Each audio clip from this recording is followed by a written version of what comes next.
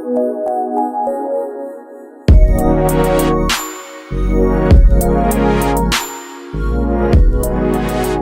everyone, Tim Mills here and also Bill Milne. Welcome Bill. Here from the Technical Officials Department. We're here to talk to you guys about the points of emphasis for 2019, which covers all our BV leagues, but also the new Elite League, which is commencing this year. So we're all excited about that. But Bill, throwing to you as the, I guess, the Technical Officials Department Manager, just to talk about points of emphasis and what that actually means to our viewers. I guess, Tim, points of emphasis has been one of those things that's happened in my officiating career probably over the last whatever number of years. So it's really just to focus on particular areas that have been maybe been concerns of previous seasons, and so we're trying to just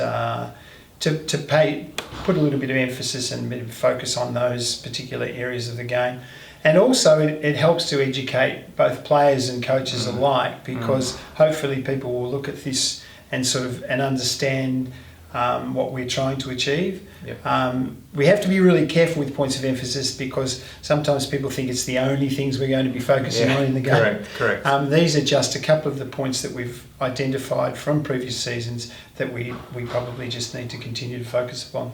Fantastic. Bill, we're going to go into freedom of movement, which is dribbler protection. It's the first thing we're going to look at today. But I mean, the clips are rolling in the background while we're having a look at this, and we will stop and have a look at a couple. But what's some of the things around points of emphasis when it comes to ball carrier protection? I mean, the thing that really we need to take into consideration very much is whether it does interfere with the freedom of movement of the player. Yep. And obviously, the defensive player has to have done something illegal. If they're in a legal position and it interferes with or not interferes, but stops the freedom of movement, if it's legal, let's play on. Yep. However, if they do something illegal and it has an impact on the offensive player, particularly bringing the ball up the floor, then those calls need to be made. And Absolutely. The examples here is, in this one, for example, even though the contact is relatively minimal, it does have a massive impact on the ball carrier. They have to readjust, and that, as a consequence, should have been called a foul. In this one, there's probably one or two calls here that we probably have let go. The very first one, if we watch again, the first initial contact there was probably okay. The second contact with both hands extended on the ball carrier has an impact on that player, and there, as a consequence, should have been called a foul. Eventually, the third amount of contact does get called.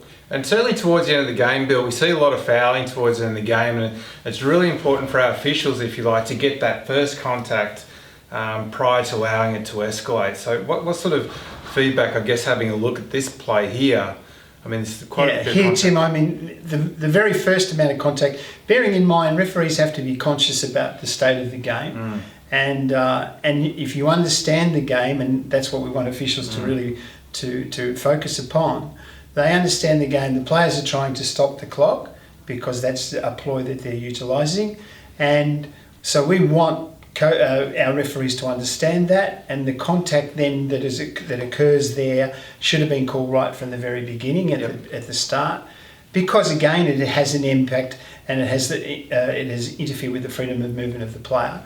But also it eliminates what can often happen in the later part of the game, is if the referees don't call the very first contact, then the second contact becomes much more escalated and sometimes is even more physical, and then the referee's in a position to have to make an unsportsmanlike foul.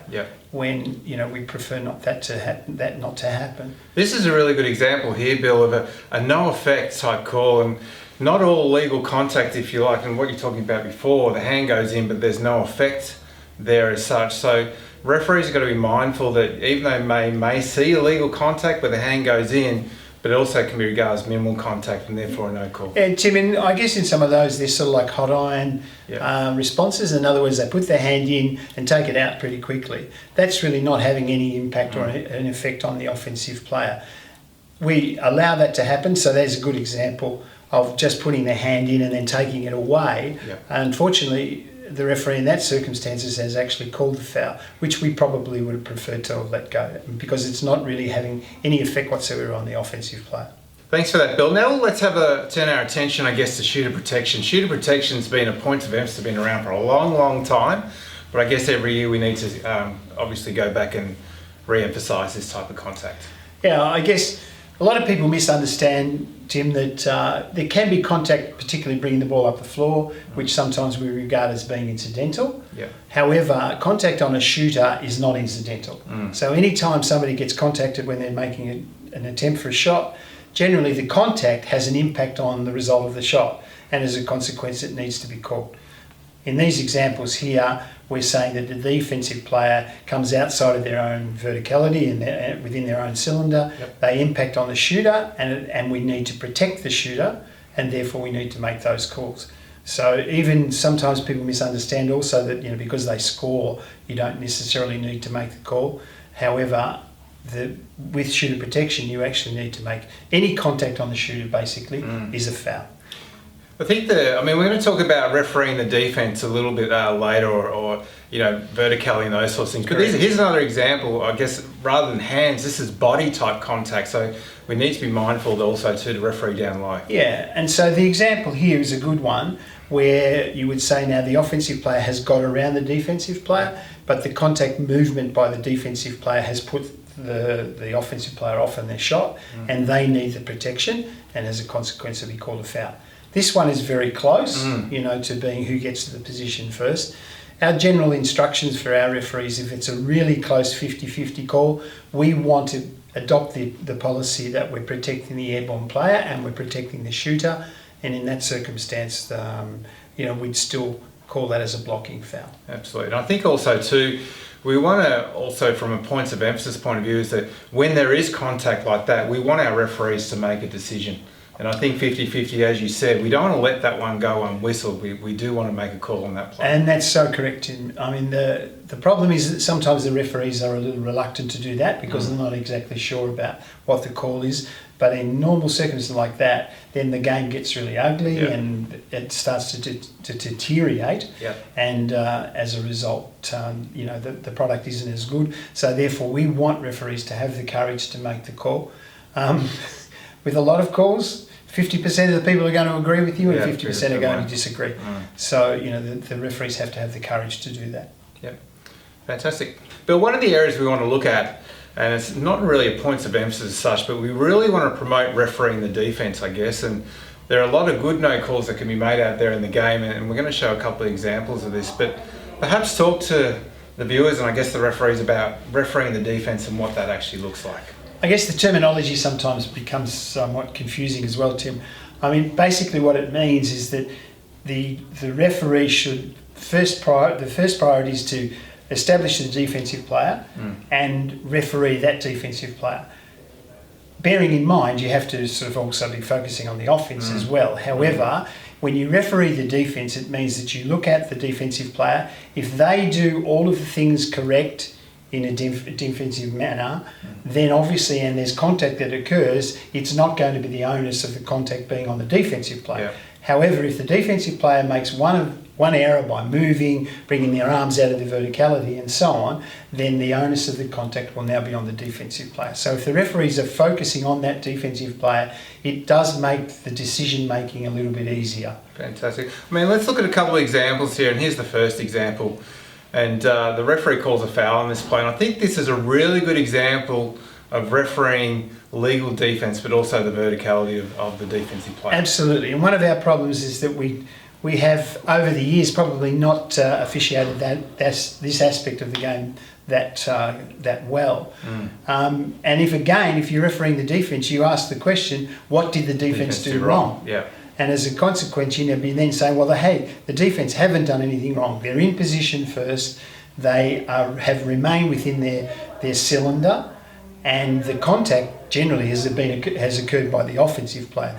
Now, in these three examples are very similar in terms of the defensive player hasn't done anything wrong. So if you're refereeing the defence, you can't call it on the defence. Now, the decision making is, well, did the offence create enough contact to warrant a call? And generally no. So then it becomes a no call. And one of the areas that we need to get a lot better at is officiating these sort of plays. That hey, a player can play defence and they're entitled to be in a position as long as they get there first. And if they jump pretty much vertically up, straight up, then the onus of the contact is certainly not on them. I mean, certainly a few examples here of that inconsistency part that you do talk about, where we sort of get a foul at one end where the defender's legal exactly the same play the other end, and then we get a foul. So we need to be more mindful of the defensive player. Yeah, absolutely. And also what tends to happen, Tim, is referees are inclined to sort of call something really quickly without observing the entire play. This is a really good example of this one, isn't it? And taking the whole play into contention and then making a decision. So it doesn't matter if you're a fraction late with the call, as long as you've processed the whole play, you've seen it from the beginning and you've seen it to the end, and then you can process it. There's a good example. Probably initially you'd call a foul there because of her right arm maybe resting on the offensive player, but then as you continue to let it go, the play then it blocks the ball really cleanly, and you certainly don't want referees calling a foul then when everybody sees the clean block. So we need to not bail the offensive player out on occasions when they really the defensive player hasn't done anything wrong. I think a lot of the calls also too, Bill, come from the referee not being able to see the point of contact, maybe straight line to the play. So we want to encourage our referees not to guess as well. Absolutely. I mean, it's what we talked about before. We were saying that we want them to actually make calls when they're necessary. But in these circumstances, when we're trying to educate referees, the most important thing is, one, they run really hard to get position, and then hopefully they are stationary when they're actually making those sort of decisions. Because once you're stationary, it has a different impact when you're moving.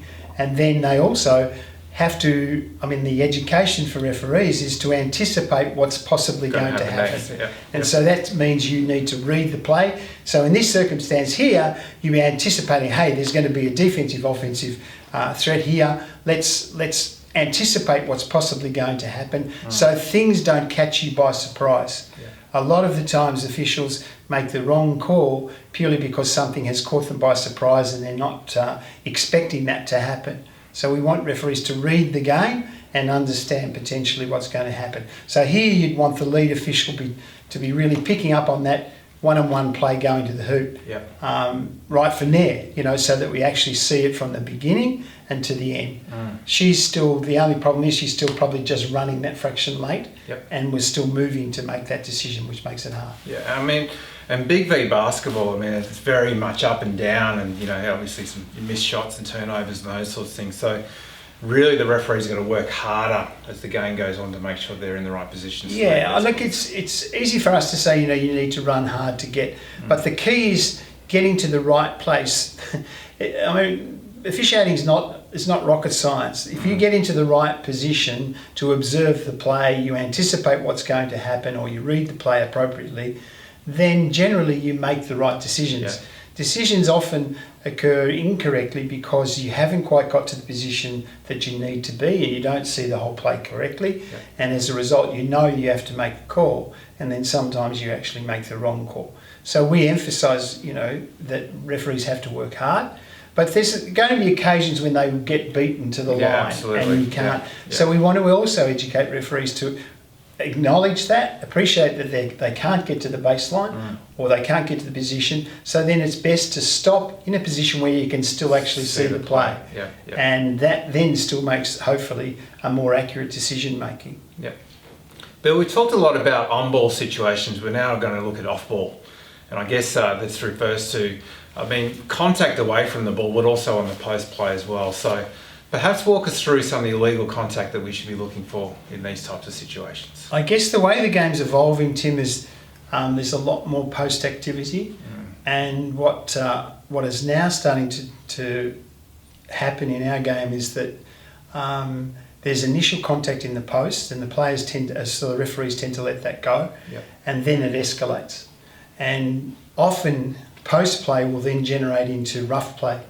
And so if referees are trying to maintain control, one of the key areas to keep control is in the post activity.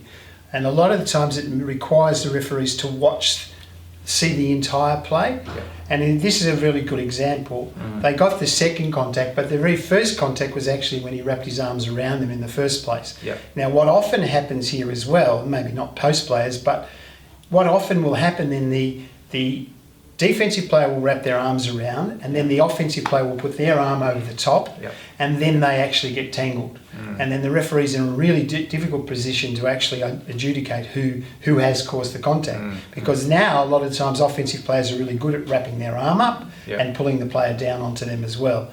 So it's really imperative that referees see the very first contact, and if the game is starting to get a little rough in the post, then we want to call that very first foul. I mean, I think it's a really good area that referees can use preventative officiating. Is the first time they see it happen, go to the two particular players, the post player, hey guys, it's getting too physical here, it's getting too rough, we're going to have to make a call.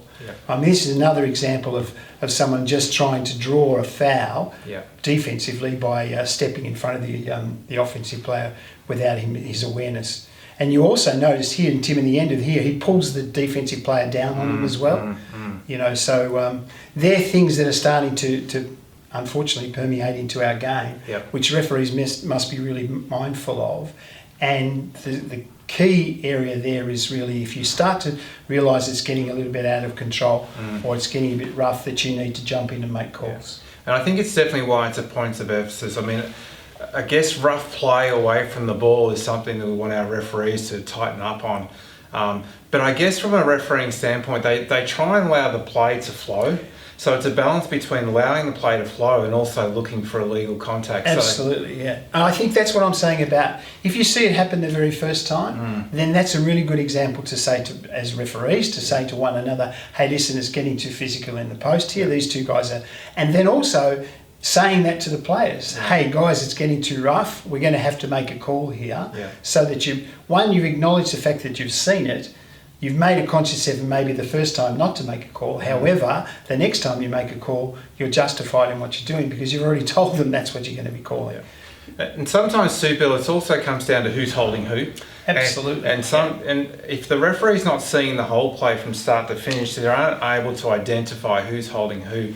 In those type of situations, I mean, obviously we've got the option for the double foul, but really we want to try and get the referee to make the first call. Yeah, because of the change of rules now, Tim, with the double foul, it's probably not as... It's a little more complicated because it's based on the team's foul count, and therefore the penalties sometimes don't necessarily balance out. So therefore it's really important that the referees catch the very first contact. And what, I think from experience is what tends to happen, the very first time it happens, it catches you a little bit by surprise, but the next times is when you've really got to make sure that we are on top of that, because it can, as we say, it can escalate.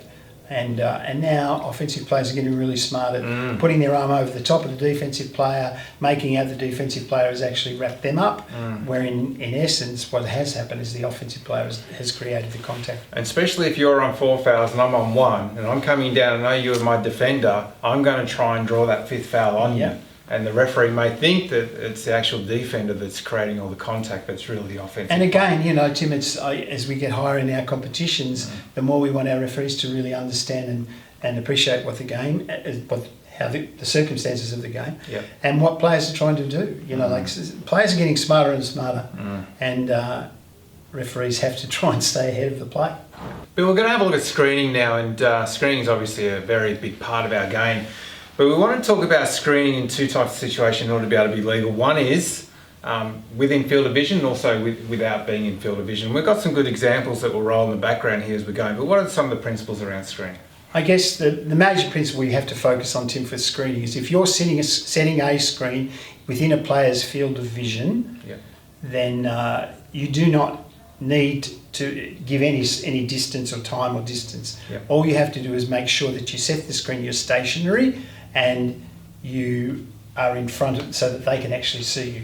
These are some really good examples of legal screens, Bill. And there's a lot of contact here, but actually just shows that the screener is legal. Yeah, and these ones, Tim, I guess in some of them you could say that in this situation he's not in his player's field of vision.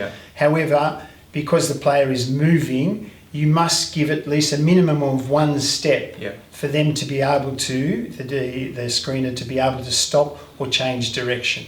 Now in that situation, in those plays, there were probably 3 really good screens that were set. Yep. The key for referees is to ensure that the screen is stationary. Yep. And in the last play, the player who was screened actually forced his way through the screen, and as a consequence resulted in a foul. I mean, they're really quick calls to make, Bill, and they happen, I guess, at the corner of our eyes and those sorts of things. But it's really important, again, for referees to open up their vision to be able to see what they have to referee next. Yeah, and again, it comes down to Tim anticipating and reading the play. So when you know in this situation, when she goes to set the screen, the referee should be aware of that and picking that up. And then they should be asking themselves, have they set the screen legally? In other words, they're stationary. Were they in the player's field of vision or not? I mean, in that situation, they were in their field of vision, and they gave them time. They didn't have to give time, and they set the screen legally, even though there was some contact attached there. I guess when there's a legal screen set and there's heavy contact, when is the time to sort of call a foul, I guess, on the defensive player for going through the screen versus a no call, if you like? I guess that comes down to the referee's judgment and decision making. But generally, the aim of a screen is to stop your movement. So to stop you from getting from point A to point B, and usually to defend your player. So therefore, you must anticipate some contact. However, when you feel the contact and you run into the screen, then you can't continue to go through the screen and push the screener over or knock them over or illegally hit them in the head or whatever, because you'll just get frustrated because you've run into a screen. So that's what the referees have to adjudicate as well, is did they really try to force their way through the screen, or bearing in mind there is going to be contact with the screen, so initial contact is fine, but if I continue to try and force my way through the screen, then the onus of the contact will be on me for causing the contact. And certainly sometimes the defender can see the screen coming, and therefore they see them out of their field of vision and go, I'm going to go through the screen. Correct. And there's a thing from a refereeing point of view, we need to be across those sorts of plays. And a lot of the times, Tim, they'll lift their elbow to make sure that they sort of hit somebody a little harder than they would like. So that, and again, often the screeners are very mindful of they're going to get hit, so they want to often protect themselves as well. Now, because they put their arms in front of themselves like that, that's still legal because they're making movements with inside their own cylinder. So they're not expected to stand there and get hit. You can protect yourself as long as you don't go forward or start to move when and what often, again, with screening, as players are taught, you've got to set the screen to make sure that the defender runs into you. So now what often happens is that the defender then starts to move a little more, and you as the screener start to realise, oh my goodness, I'm not going to set my screen properly, so now I start to move. And that's when the onus of the contact then becomes on the screener, because they haven't set a stationary screen. And certainly our tips for our referees is to make sure they open up their vision, be able to read the next play and be able to see that screen coming before contact is made. If they see it out of their corner of their eye and it's a quick reactionary type call they make, then they potentially end up in a position where they might get the call wrong. And I guess the other thing that's now starting to creep in more and more in our game too is that the post players are often setting the screen for the smaller guys, and then they're rolling to the basket. And sometimes that's very difficult to adjudicate, because as I'm moving and rolling to the hoop, the defender is behind me, and they're still trying to make a way to get around you to defend their player, and so that becomes difficult. But the general rule that we say to referees in terms of adjudicating that, if the post player is making a legitimate move towards the hoop, and they're not conscious of trying to keep out that defender, then we tend to let that go as being a roll to the basket. But we want to talk a little bit about unsportsmanlike fouls. We understand there's 5 different criteria when it comes to the unsportsmanlike foul rule, but I want to talk about C1 and C2. The first one is C1, which is not an legitimate attempt to play the ball within the spirit and intent of the rules. And C2 is really around excessive and hard contact. And I've got a couple of clips to show you here, but eliminating rough play at this level, I guess also at the Big V level, but also the Elite League, something we want our officials to take a focus on. Yeah, it's an area, Tim, that referees can actually, if they feel the games are getting a little out of control, it's an area that you can focus a little more upon. And the two unsportsmanlikes that you're referring to are the hard fouls. You know, there are situations, and I guess this is a really good example, where there's initial contact and then there's no reason to bring their arms down to then make sure that they hit the person again. Yeah. And that generally, you know, would be a good indicator that that's an unsportsmanlike foul. Referees are encouraged in these circumstances, even if they make the first call as a normal foul, we don't have any problem with actually coming together and upgrading the call to an unsportsmanlike, because often what happens is the nearest official may not necessarily see all of the contact, and it's worthwhile if they're going to upgrade that they get the opportunity to maybe to talk it over and say, yeah, look, I think, you know, from my position, I think that was an unsportsmanlike foul, and as a consequence needs to be called. Bill, on this play here, we're looking at the C1, which is really not a legitimate attempt to play ball, and really a good call by the referee on lead here. Yes, when you look at it, Tim, you see the initial contact by the defender in the front, and you'd say, well, that's probably a normal common foul. However, in the slow-mo, we get the ability to look at it here. You watch the big guy here, he just grabs his arm and head and really flicks him down. And that was an excellent call from the referee, being able to identify that. Because again, that's just not with the intent of the rules. Yeah, and certainly if we just sort of talk a little bit about our points of emphasis is really around trying to eliminate rough play. And really the referees are, I guess, got to be mindful of upgrading when the time's required. Yeah, absolutely. I mean, we don't want every call being called unsportsmanlike fouls, but however, you know, that's why we encourage that discussion between the two, so you get a consensus of opinion about whether it should be called an unsportsmanlike foul if it's not an automatic reaction of being called unsportsmanlike. Bill, we turn our attention to one of the more difficult calls in the game, and I guess one that through our In the Bonus segments caused some discussion. But we're going to talk about charge block and I guess look at some of the principles and some of the clips associated with it. But let's talk through the basic principles of judging charge block situations. Okay, so I guess when you're looking at the defensive player and we're saying, you know, you referee the defence, then the first thing you establish as a referee is whether that defender has established a legal guarding position. And a legal guarding position means both feet on the floor and initially facing your opponent. Yep. Now, if you establish that they have taken up a legal guarding position, from then on, that defender is allowed to adjust. So therefore, they may jump straight up, they may stand where they are, they may move sideways, or they may move backwards. Yep. Now, then for the referee, and the coaching point for a referee is then to establish if and when contact occurs after they've established that legal position. To help the referee, we say, where did the point of contact occur? Now, if the point of contact occurs down the middle, down the torso, you can assume generally that the defensive player has now got to the position first. Yeah. Now, because they've established a legal position, both feet on the floor, they are, as we said, they are allowed to adjust. The next time, if the contact occurs, what can actually happen is they can have one leg in the air. But because they've established a legal position initially, they're entitled to adjust, and therefore they don't have to re-establish a legal position. Yeah. Now, where we get into trouble is secondary defenders. So the player gets beaten, and now a secondary defender comes in to help. Yep. That defender must establish a legal guarding position themselves. Bill, I want to have a look at the first clip, which is, I guess, applying the principles that you've just spoken about here, and just walk us through, I guess, the charge block in assessing this play. I mean, Tim, most of these calls are really, really tough to decide upon. However, in that circumstance, we would say that the defender has established a legal guarding position. Yeah.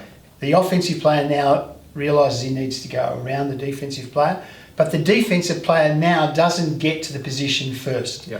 and he doesn't get hit down the middle, and therefore you would say that it's a blocking foul because in his adjustment he hasn't quite got to the position first again. Now that's close. However, you sort of look at the offensive player and say he's nearly got his leg and head and shoulders around the defender, and therefore he's now beaten the defender, if you like. You can also see that left arm sort of come out a little bit as well, so it's probably a good indication as well. I mean, the following clips are coming up. I mean, we also sometimes see where the actual defender in this situation is actually legal, but it's the offensive player who's actually creating the contact. Yeah, correct. And a lot of the times we tend to call that and not see it correctly, and we actually call it on the defender. But in this circumstance, I mean, if you ask the question who causes the contact on the defensive player, it's clearly the offensive player with the extended arms or backing them and virtually running over the top of them. Well, let's just have a look at this one. Legal guarding position here, slides and then down the middle. You happy with that one? Yeah, in charge, Cook? Yeah, that's fine. Okay. I mean, also too, I guess from a refereeing point of view, and we keep talking about is being able to see the whole play, but also see the next play. And on this particular play here, drive baseline, defender, the referee's really got to identify that defender prior to contact and know whether they're being established or not. So this becomes really difficult, and a lot of people, and spectators in particular, don't understand this. And if it's a secondary defender or someone that's the help defence, so now the original defender is beaten, the offensive player starts to go around them, and then usually there's a secondary defender to come in and assist. That secondary defender must establish a legal guarding position themselves. So they now must get to the position first, have their both feet on the floor and be facing the opponent. And then you then adjudicate accordingly. And it's really difficult for the officials in refereeing that secondary defender because they see the primary defender, but as that defender gets beat, and then comes a secondary defender. So really the referee, if you look at this play, needs to extend their vision to see that next defender to see where they're established. It's a very tough call to make. Yeah.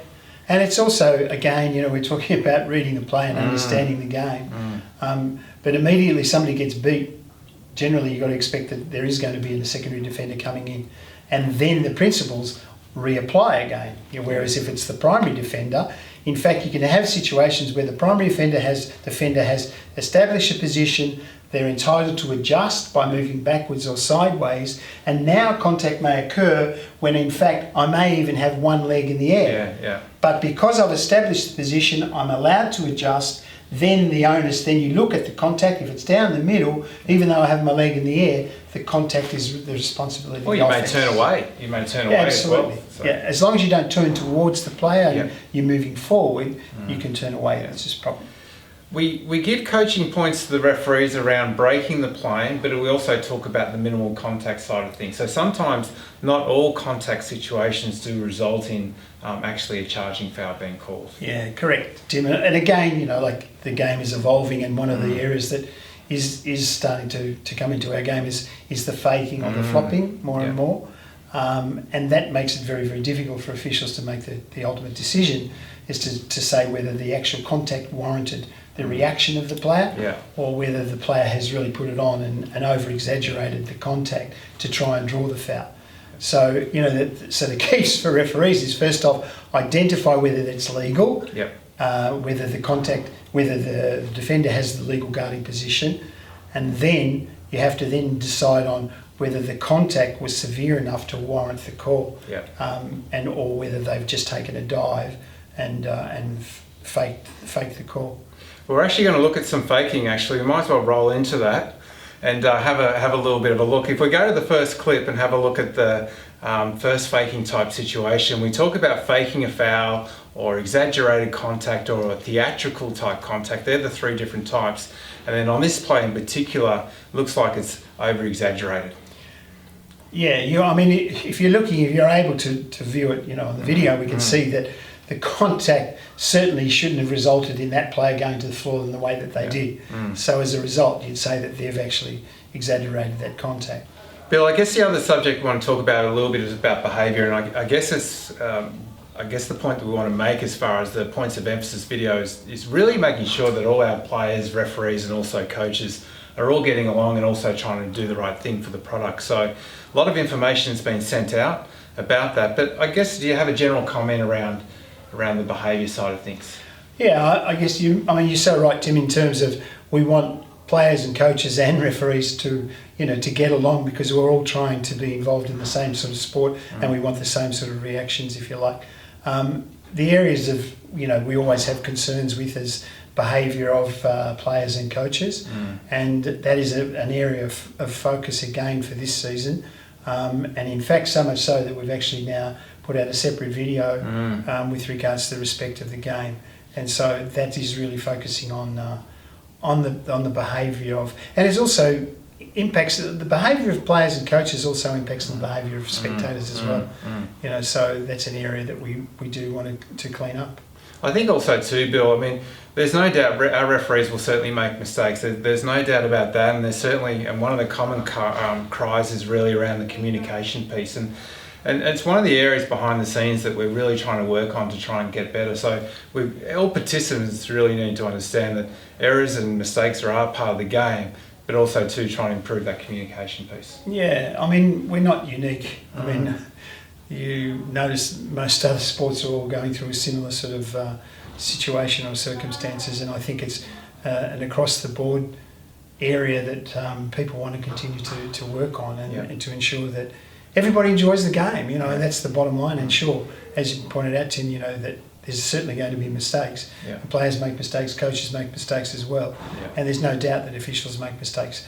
I can guarantee you one thing, Tim, is that I've never ever known a referee to intentionally make a mistake. They certainly pride themselves in trying to eliminate errors, and they certainly don't go out of their way to make a mistake. And certainly, players want to win, and certainly coaches want to win, but also officials certainly have goals of obviously reaching the elite level themselves. Absolutely, so they can only do that by refereeing the best that they possibly can. And in this current climate now, the accountability of officials is much greater than it's ever been before, with the use of video and the ability to go back and look at things. And I mean, that helps us educate our referees as well. But there's certainly much more scrutiny attached to officiating than probably years gone by. Fantastic. Well, Bill, thanks very much for walking us through the 2019 points of emphasis and looking specifics around that, and we wish you all the best for the season and look forward to catching up with you again soon. Thank you.